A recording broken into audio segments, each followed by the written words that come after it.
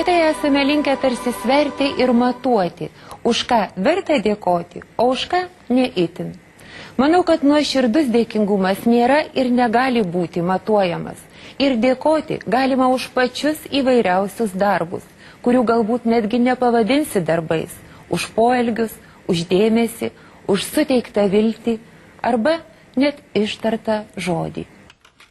Algimantas Bakas, 58 metų vyras, Punsko krašto lietuvių palikuonis, 1970 metais teistas TSRS karinio tribunolo, bausmė 3,5 metų ypatingajame pareigūnų kalėjime, vadinamajame speclageryje Irkutske. Tuo metu jam buvo 19. Algimanto dabarties neįmanoma būtų suvokti, nežinant jo praeities, jo smurto ir prievartos pradžiamokslio. Jam buvo 18, kai jis, eilinis šauktinis iš Lietuvos, pašauktas į sovietinę armiją, buvo paskirtas karinę prievolę atlikti to meto vidaus reikalų ministerijos konvojaus daliniuose. Daliniuose, kurie saugojo pramoninius objektus, malšino riaušes, prižiūrėjo ir saugojo kalinius. Kas baisiausia, prievarta, tos bausmės, kalinių išnaudojimas, žeminimas, tas visas purvas, tiesiog, sunku tai prisiminti. Šitie žmonės pabuvoja tuose daliniuose, jie apie save nesiviešina. Kodėl? Jų vienintelis kelias tais laikais buvo tik darbas milicijoje, kitur jau jie negalėdavo. Jie grįžę nusigerdavo, narkotikai gerdavo, nusižudydavo. Iš tų dalinių negrįždavo kažkur apie 18% vaikinų. Keli Algimanto užrašų sąsiuviniai pilni slogių to meto prisiminimų. Vienas už kitą šiurpesnių. Stebint, kaip patekusieji į užribį, staiga netenka visų žmogaus teisių. Kaip jaunų vaikinų, ką tik palikusių tėvų namus širdyse, palengva užgimsta žvėris. Ir priversti tapti prievartos sistemos vykdytojais, jie pradeda mėgautis statuso jiems suteikta valdžia. Toks pavyzdys.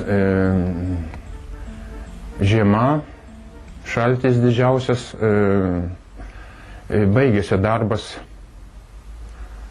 kalinius jau turi išvesti iš darbo zonos į gyvenamą, skaičiuoja, trūksta vieno kalinio. Antrą kartą skaičiuoja vėl, taip pat mes stovim, kareiviai visi pasipiktinę, nušąla. Skaitykit 12 valandų išbūt ant šalčio ir čia dėl kalinio, aišku, piktumas. Galų gale šunė suranda tą kalinį. Sargybiniai paleidžia šunis, tie vilkšuniai apdrasko žmogų. Iš drabužių lieka vien tik skutai, kraujais pasruvės. Jau dar klausia, o pretenzijas turi? Ne, neturiu pretenzijų. Po kurio laiko jisai miršta ir tai mano akivaizdoje. Algimantas veržėsi ištrūkti. Rašė prašymus į to meto TSRS gynybos ministeriją, karinės spaudos leidinius, prašė leisti jam atlikti karinę prievolę kituose daliniuose. Tačiau atsakas į jo prašymus buvo vis dažniau ir vis garsiau, išsakomi grasinimai ir atsakomieji reikalavimai – liautis. Tai po vienų dalinyje įvykusių riaušių jis, 19-metis, buvo apkaltintas riaušių kurstymų ir karo tribunolo nuteistas 3,5 metų laisvės atėmimo, bausmę atliekant Irkutsko pareigūnų kalėjime. 19 metų aš patekau tarp tų prokurorų, tarp teisėjų ir bjauriausių padarų tikrai nėra, ant tiek jie bjaurūs, ant tiek jie ir jų nusikaltimai už ką. Pagrindė lytiniai nusikaltimai, išprievartavo vaiką, mažamečių tvirkinimas, kyšių ėmimas. Jau 10 metų Algimantas gyvena Kaune, turi verslo patentą ir remontuoja siuvamąsias mašinas. Labai greitai pasklido gandas apie patikimą, kokybiškai dirbantį ir nebrangų meistrą, tad užsakymų netrūksta. Tačiau bene labiausiai Kaune Algimantą išgarsino jo augintinė, senbernarė bitė. Vien jau tuo, kad niekada neturėjusi šuniukų, savo pienu išžindė 5 kačiukus.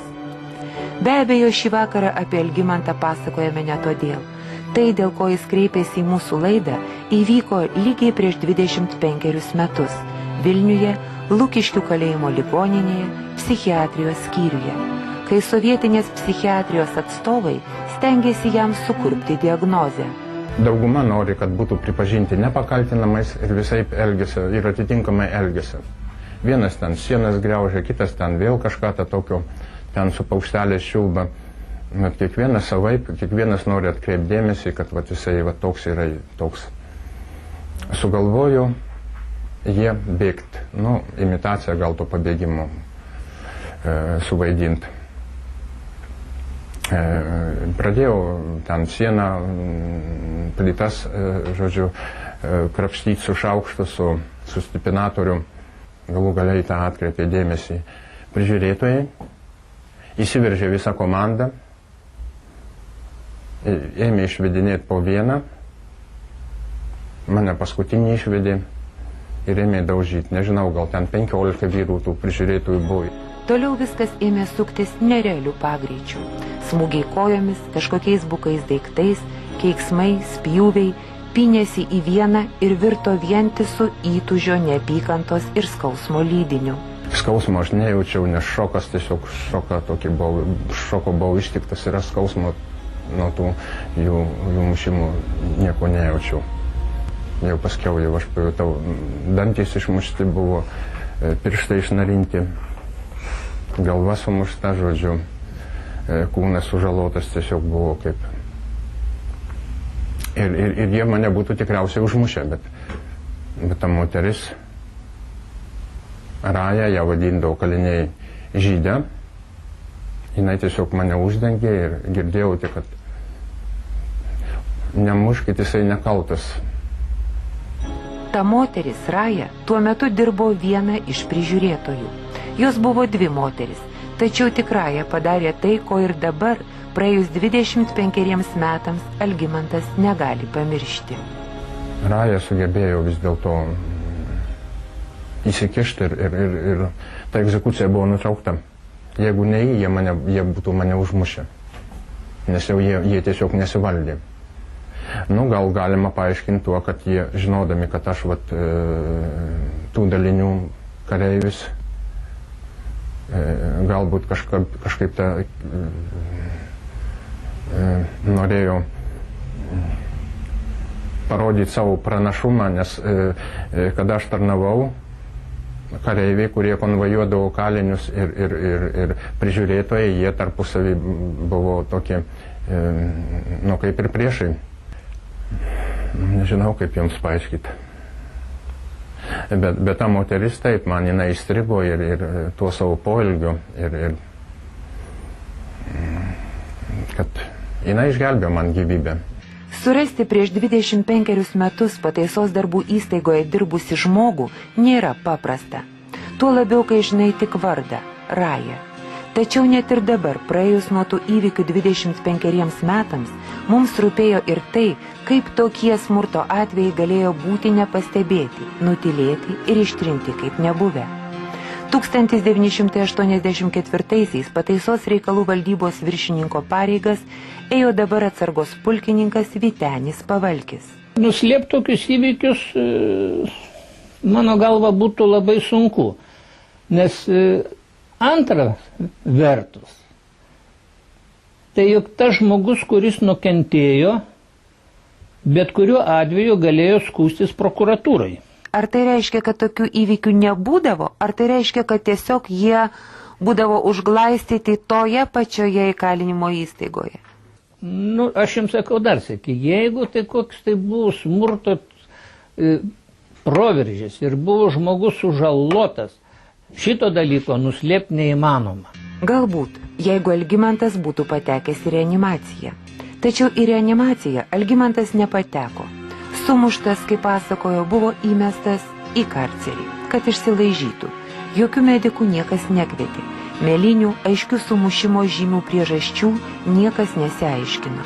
O kad ir būtų aiškinęsis, bėgo, paslydo, nukrito nuo laiptų, nuo lovos, visais laikais patikimos klišės. Kaip išsiaiškinome, tų pačių metų, apie kuriuos pasakojo Algimantas pabaigoje, Raja iš kalėjimo išėjo. Savo norų. Išėjo visai iš tos sistemos. Lukiškių kalėjime neišdirbusi ne 2 metų. Radome ją jau seniai gyvenančią ir dirbančią Vokietijoje. Tačiau ir dabar, prakalbinta apie tuos senus įvykius, Raja papasakojo, jog būtent jie galutinai nulėmė jos apsisprendimą išeiti. Dar niekada nemačiau, kad taip muštų žmogų, pasakojo mums. Prisimenu, labai verkiau. Paskui sulaukiau daug priekaištų, kad leidau savo praskysti sulaikytojo akivaizdoje, kad leidau savo pasipriešinti. Ir galbūt jį tebe jaučia sistemos, kurioje dirbo baimė, nenusakoma, stingdančia baimė. Galbūt dėl to, sakė, nenorinti nei filmuotis, nei apie tai pasakoti, nei to prisiminti. Kai perdavėme Algimanto padėką, Raja nustebo ir susigraudino. Nustebo, nes anot jos nepadarė nieko reikšmingo, tiesiog pabandė užstoti mušamą žmogų. O susigraudino, kad tas žmogus ją po tiek metų prisiminė. Nu, man jinai tiesiog antrą gyvenimą padovanojo ir per jos tą poelgį aš nepraradau pasitikėjimą žmonėm, nesužvėrėjau pats. Nu, padėjau išgyventi, padėjau išlikti žmogum tiesiog. Aš perėjau per tas visas jau per tos kalėjimus, tas spec įstaigas, aš tikrai nepasišiukšlinau.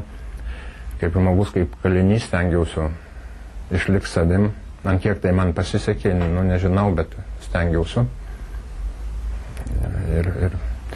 Ir jeigu pasakai žmonėms, kad ten buvai teistas, tiesiog netiki.